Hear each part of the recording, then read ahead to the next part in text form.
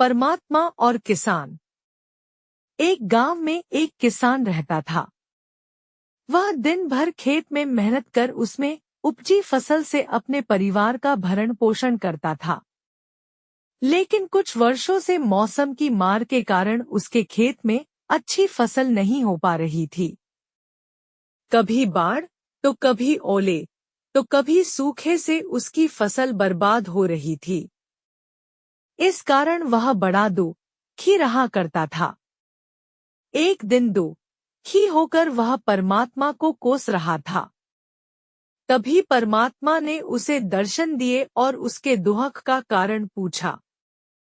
किसान बोला, भगवान, आपको खेती की कोई जानकारी नहीं है। आपके कारण हर साल मेरी फसल बर्बाद हो जाती है और मेरे परिवार के सामने भूखे मरने की नौबत आ जाती है। एक साल मेरे हाथ में मौसम को नियंत्रित करने की शक्ति दे दीजिए। फिर देखिए कैसे मैं फसल लहलहाता हूँ और अन्न के भंडार भर देता हूँ। परमात्मा बोले, ठीक है, आज से तुम ही मौसम को नियंत्रित करो। मैं इसमें कोई दखल नहीं दूंगा। किसान बहुत दुश हुआ। उसने उस साल गेहूं की फसल बोई। मौसम का पूरा नियंत्रण उसके हाथों में था। उसने धूप, पानी सब अपने हिसाब से आने दी। तेज धूप, अंधड़, अतिवर्षा, ओले आदि से उसने अपनी फसल को बचाए रखा। समय के साथ फसल बढ़ने लगी। फसल देख किसान झूम उठा, क्योंकि इतनी अच्छी फसल उसके खेत में कभी हुई ही नहीं थी। जब कटाई का समय आया तो वह बहुत उत्साहित था। वह मन ही मन सोचने लगा कि अब भगवान को पता चलेगा कि फसल कैसे ली जाती है।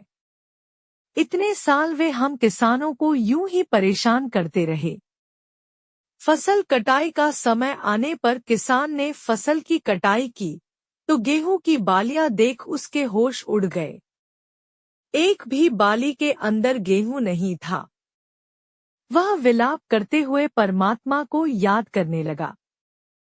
परमात्मा प्रकट हुए तो वह बोला, हे भगवान, ये मेरी फसल को ये क्या हुआ? परमात्मा बोले, इस बार सब कुछ तुम्हारे नियंत्रण में था। तुमने हवा, पानी, धूप सब कुछ तो फसल के अनुकूल रखी, फिर भी वह खोखली रह गई। जानते हो क्यों? इसका कारण है कि तुमने फसल को संघर्ष का अवसर ही नहीं दिया। न वह कड़ी धूप में तपी, न ही बारिश की तेज बौछारों को सहा, न ही वह तूफानी अंधड़ से जूझी। इस कारण वे खोखली रह गई। कड़ी धूप, तेज वर्षा, आंधी तूफान जैसी चुनौतियों के आगे फसल खुद को बचाने संघर्ष करती है। इन चुनौतियों का सामना करने से जिस शक्ति और ऊर्जा का संचार उनमें होता है, वही अंततः अन्न के रूप में उनकी बालियों में संग्रहित होता है। इस बार बिना संघर्ष के वे खोखली रह गई। सीख: जीवन में चुनौतियां और संघर्ष अतिआवश्यक है। चुनौतियां से जूझने और संघर्ष करने से हमें कई आंतरिक गुणों का विकास होता है। हम साहसी, जुझारू और आत्मविश्वासी बनते हैं। ये हमारे व्यक्तित्व और प्रतिभा के विकास में सहायक है। बिना संघर्ष के हम आंतरिक रूप से खोखले रह जाते हैं।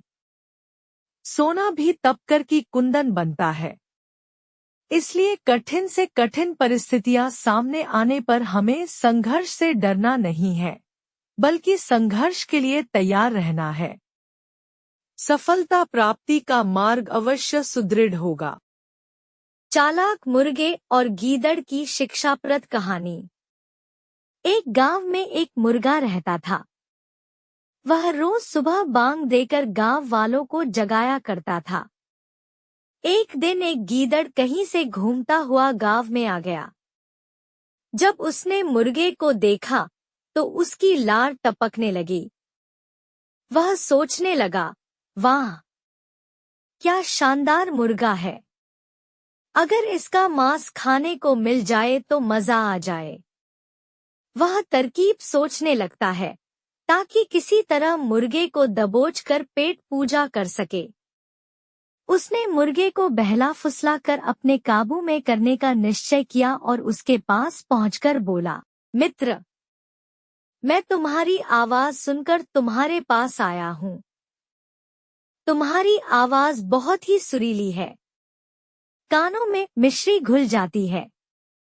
मन करता है दिन भर सुनता रहूं। क्या तुम एक बार मुझे अपनी सुरीली आवाज सुनाओगे? मुर्गे की कभी किसी ने इतनी प्रशंसा नहीं की थी। वह गीदड़ की बात सुनकर मुर्गा खुशी से फूला नहीं समाया और उसे अपनी आवाज सुनाने के लिए जोर जोर से कूकड़ूकू करने लगा। गीदड़ इसी फिराक में था।